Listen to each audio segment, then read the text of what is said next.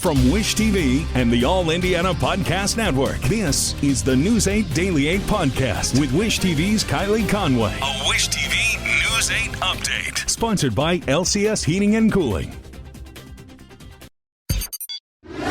I'm Hannah Mordeau with your News 8 Daily 8 podcast. This Wednesday, January 5th, the wind is the big weather headline this morning. The gusts will only make the falling temps feel worse, so bundle up.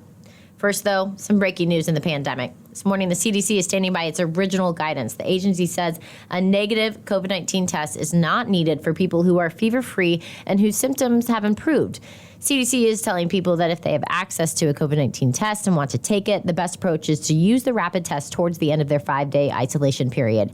If the test is positive, you should remain isolated until 10 days after your symptoms started. Some medical experts have been urging the CDC to include that final test as part of its new shortened isolation guidelines. Classes in Pike Township are being impacted by COVID. They will stay online the rest of the week. The district says illnesses and required isolations are prompting the move. The Pike school buildings were closed Monday and Tuesday too. District now plans to return to in-person teaching on Monday. And happening today and again later on this week, IPS is hosting vaccination clinics aimed at keeping students in the classroom. They're open to students, family, and staff. Today's clinic is from noon to 7 at Arsenal Tech High School. Noon to 2:45 will be reserved for students, though. Clinics will offer first, second, or booster doses of the COVID-19 vaccine, and students can also get their other required recommended school vaccines while they're there. Tomorrow's clinic is at Shortridge High School. State Health Department, they're setting some limits on who can get rapid tests at the state and local health department sites. Under the new requirements, you have to either be 18 years old or younger, regardless of symptoms, or 50 or older with symptoms.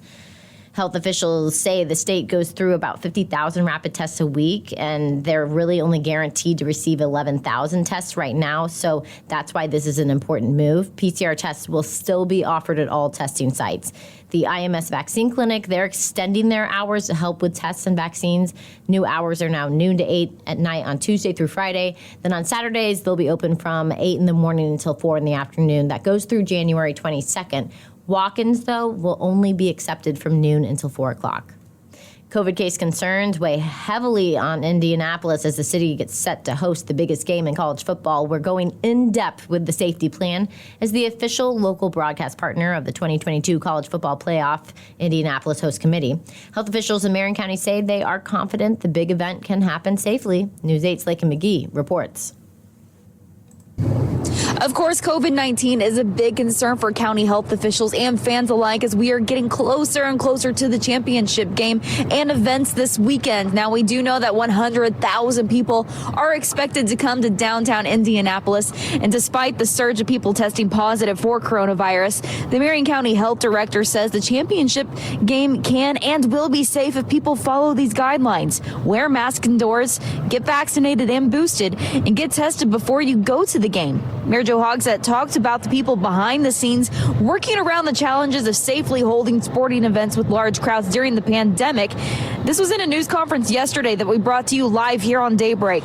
We went straight to the director of events for the game to hear what is being done to ensure safety. We just want to make sure people, lots of sanitizing, space, those kind of things. We'll be watching crowd sizes, monitoring crowd sizes, making sure people have room to be safe. But those are some of the things that'll be in place this weekend. Although masks are being recommended by health officials, according to the 2022 Indianapolis Host Committee, masks are not required to be worn inside the convention center or Lucas Oil Stadium. Now, despite the lack of restrictions, county health officials are still urging that you wear a mask while you're indoors and to continue to follow those safety, healthy guidelines like washing your hands. Reporting at the Monument Circle, I'm Lakin McGee for Wish TV, wishtv.com, and follow us on Facebook. New details into the investigation into the insurrection. The January 6th committee is asking for Fox News host Sean Hannity's voluntary cooperation.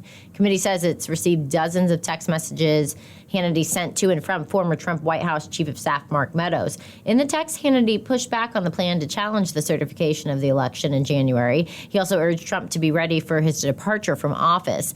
Hannity's attorney is responding, saying, "We're reviewing the committee's letter and will respond appropriately."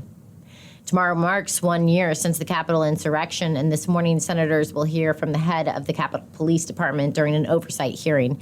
The already scheduled hearing follows the release of a 10-page report originally obtained by Politico, spells out reforms in place to prevent another attack. They include upgraded cell phones and riot gear, plus more regular threat assessments, recruiting an intelligent expert to help improve communication and coordination of large, high-profile events, increase and expanded training for officers at all levels, and finally, addressing some staff shortage issues that were left behind because of a mix of retirements, voluntary leave, and approved family and medical leave.